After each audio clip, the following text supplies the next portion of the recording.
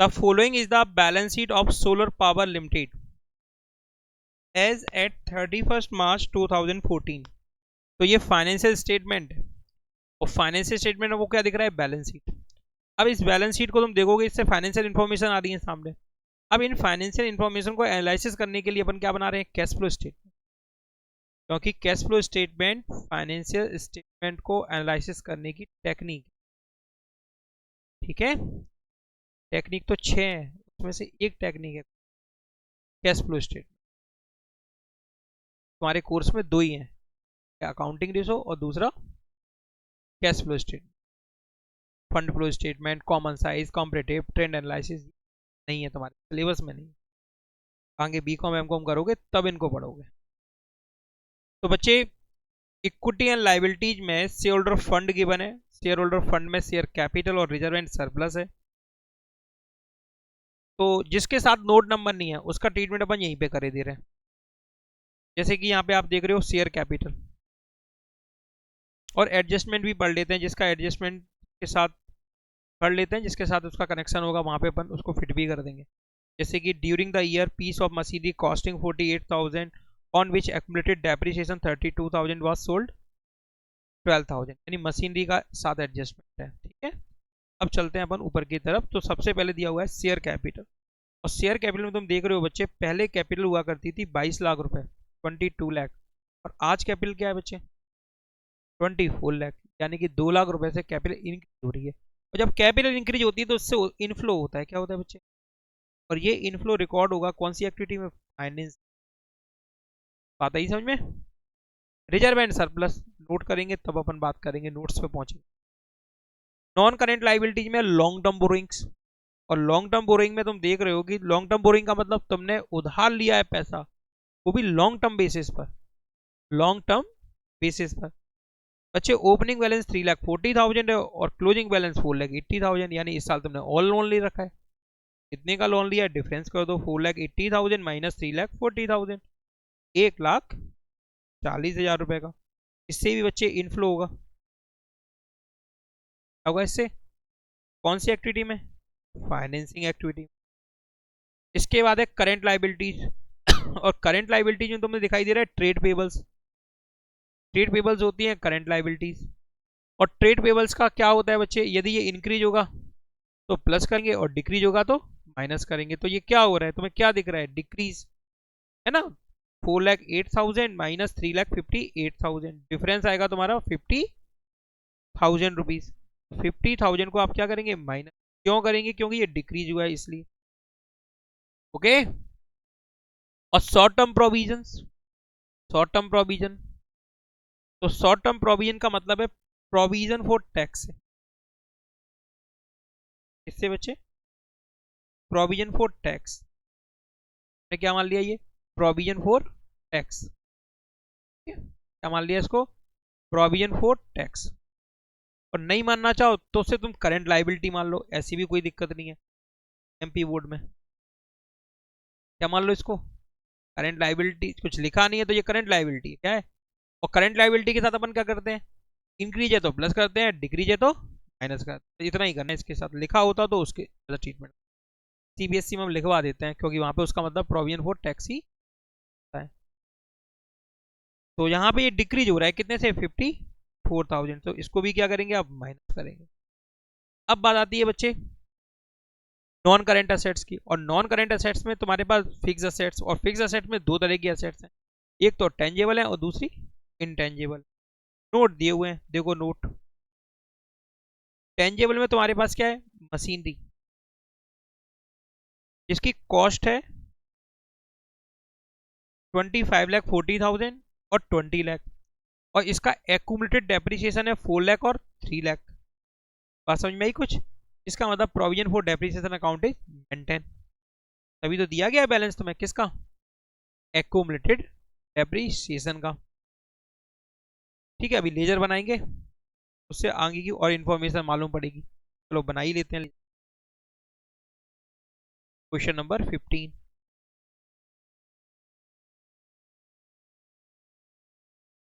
Working note.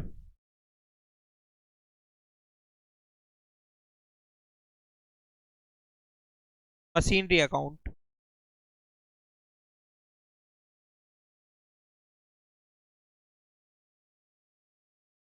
Debit, credit, और साथ में बनाना पड़ेगा तुमको एक्यूमुलेटेड डेप्रिसिएशन भी अकाउंट,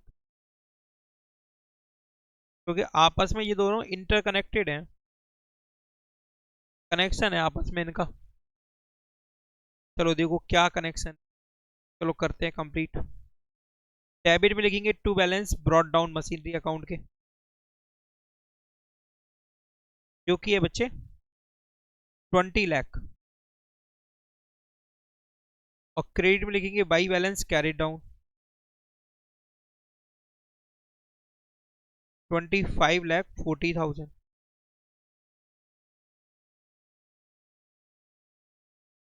इतनी बात समझ में आई। और बच्चे एक्यूमुलेटेड डेप्रिसिएशन अकाउंट का बैलेंस लिखेंगे, क्रेडिट में लिखेंगे opening balance, by balance brought down, by balance brought down 3 lakh rupees. और डेबिट में लिखेंगे to balance carry down 4 lakh rupees.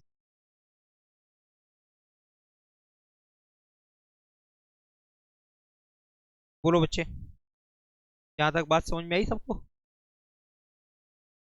अब नीचे एडिशनल इन्फॉर्मेशन पढ़ लीजिए। During the year a piece of machine costing जिसकी 48,000 है, जिस पर टोटल डेप्रिसिएशन कितना एक्यूमुलेटेड हो चुका है 32,000, तो सोल्ड कर दिया गया 12,000 रुपीज में। तो वाई कैश या बैंक अकाउंट 12,000 रुपीज, और इस पर टोटल डेप्रिसिएशन कितना एक्यूमुलेटेड हुआ था बच्चे 32,000, जिसको ट्रांसफर करेंगे एक्यूमुलेटेड डेप्रिसिएशन अकाउंट से मशीनरी अकाउंट में। तो टू मशीनरी अकाउंट 32,000, यहाँ लिखेंगे वाई एक्यूमुलेटेड डेप्रिसिएशन अकाउंट 32,000। बच्चे ये जो मशीन है ना, इसकी जो कॉस्ट है वो तो है 48,000, तो इसकी रिटन डाउन वैल्यू क्या होगी 48,000 जो कॉस्ट है उसमें से माइनस कर देंगे डेप्रिसिएशन 32,000। 48,000 माइनस 32,000, डिफरेंस आएगा 16,000, 16,000 रुपए। ओके, अब आप कैलकुलेट करेंगे प्रॉफिट या लॉस। तो सेलिंग प्राइस है 12,000 और रिटन डाउन वैल्यू है 16,000, यहाँ पे तो लॉस हो रहा है 4,000 रुपीज का। यस, लॉस हो रहा है 4,000 रुपीज का, जिसको लिखेंगे मशीनरी अकाउंट के क्रेडिट साइड में by statement of profit and loss, bracket में लॉस 4,000। अब बच्चे एक्यूमुलेटेड डेप्रिसिएशन अकाउंट का बैलेंस करेंगे, जो बैलेंस होगा वो होगा करंट ईयर का डेप्रिसिएशन, करंट ईयर का डेप्रिसिएशन 1,32,000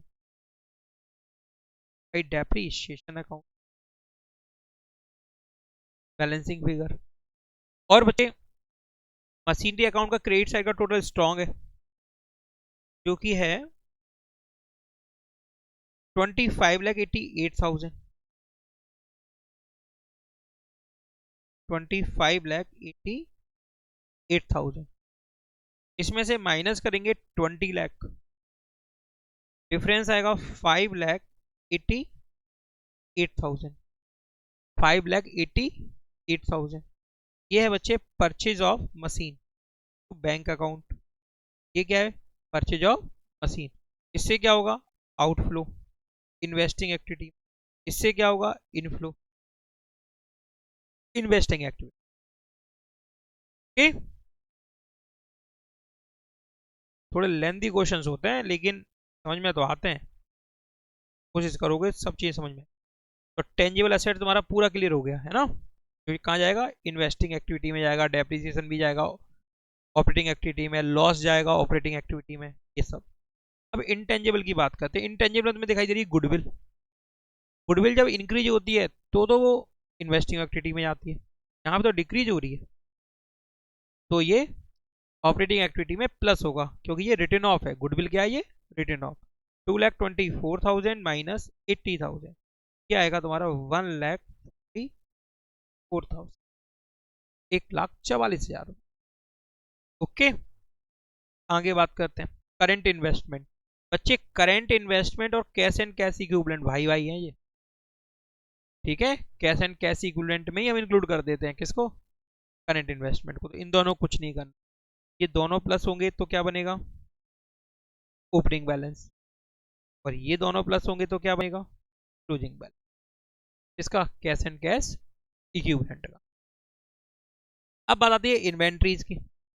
इन्वेंट्रीज होती है करंट एसेट्स, और डिक्रीज होने पर ये प्लस होती है और इंक्रीज होने पर ये माइनस होती है। तो भाई क्या हो रहा है, ये इंक्रीज हो रहा है, 2,58 माइनस 2,42,000, 16,000 रुपये हम माइनस करेंगे,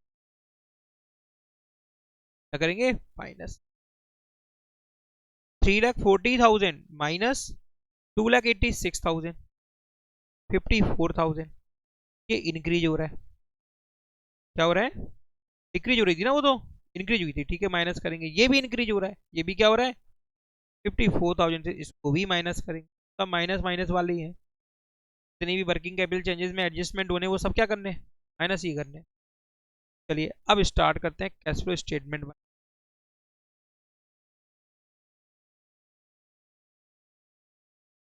कैश फ्लो स्टेटमेंट,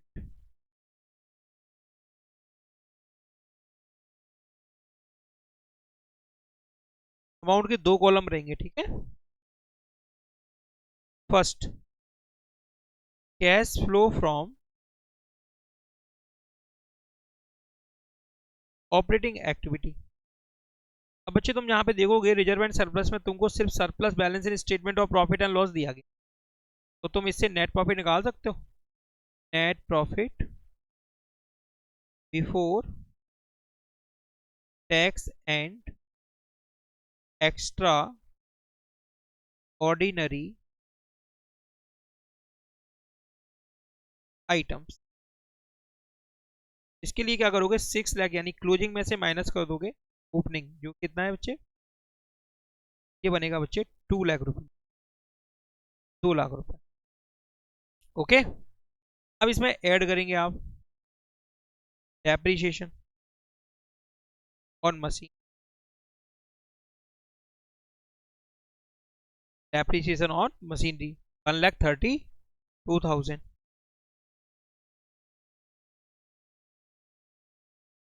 ठीक है, 1,32,000। और ऐड करेंगे इसमें loss on sale of machine,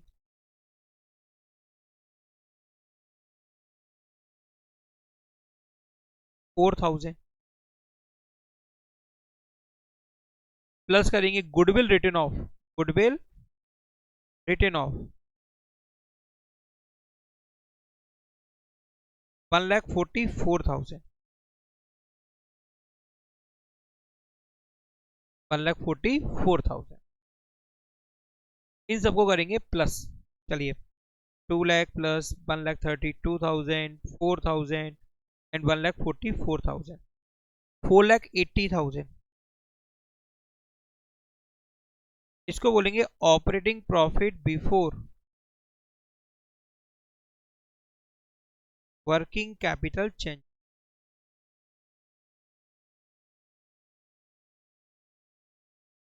before working capital changes, ठीक है। ऐड कुछ करना नहीं है, सब आइटम क्या होने हैं, माइनस होने हैं, सीधा लिखेंगे लेस।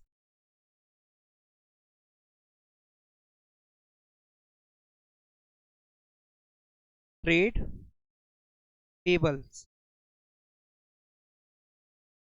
50,000, जितने माइनस कर रहे हैं इनको पहले अंदर लिख लेते हैं, अंदर लिख के प्लस करके एक साथ माइनस कर देंगे, ठीक है। ब्रैकेट का सिस्टम नहीं रहेगा। देखिए ट्रेड पेबल्स क्यों कर रहे हैं, क्योंकि ये इंक्रीज हो रहा था। शॉर्ट टर्म प्रोविजंस डिक्रीज हो रहा था, इंक्रीज नहीं डिक्रीज हो रहा था। शॉर्ट टर्म प्रोविजंस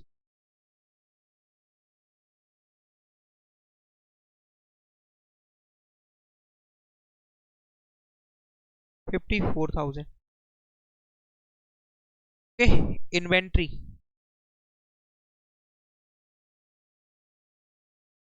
16,000 रुपये। और trade receivables 54,000। 54,000। 50,000 plus 54,000 plus 50 plus 54 plus 16 plus 54 1,74,000। 1,74,000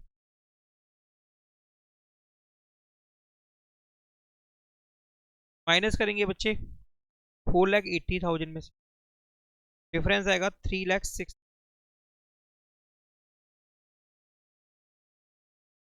net cash flow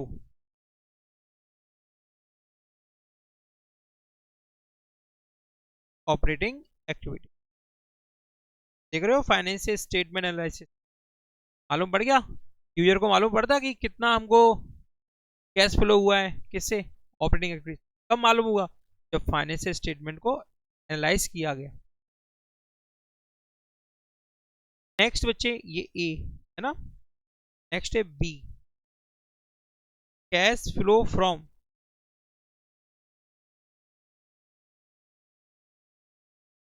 investing activity. Cash flow from investing activity. अब इन्वेस्टिंग एक्टिविटी बिल्कुल सिंपल था भाई, ये तो इनफ्लो है और ये क्या है, आउटफ्लो। देखेंगे cell of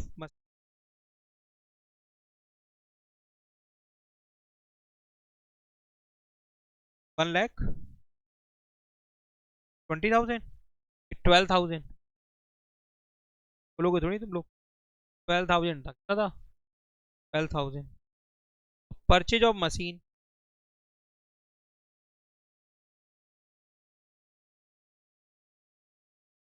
5,80,000।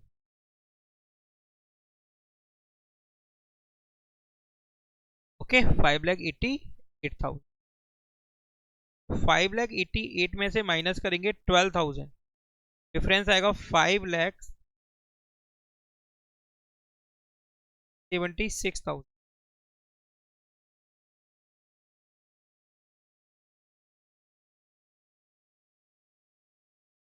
Net cash use in investing activity.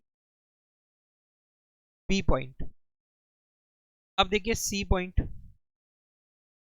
Cash flow from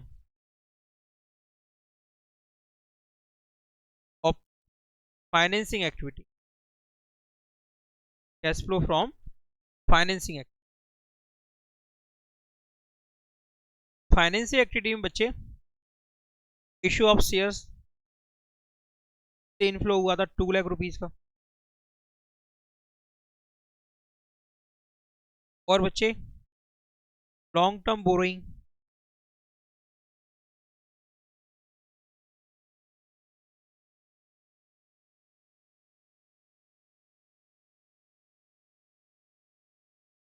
जो आपने लोन टेकन किया होगा 1,40,000 रुपीज का।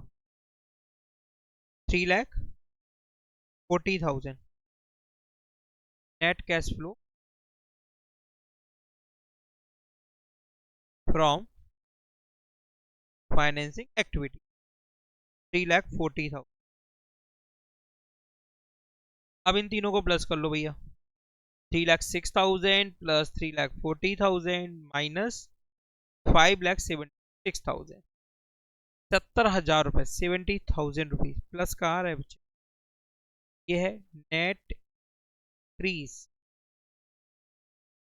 In cash and cash equivalent. Okay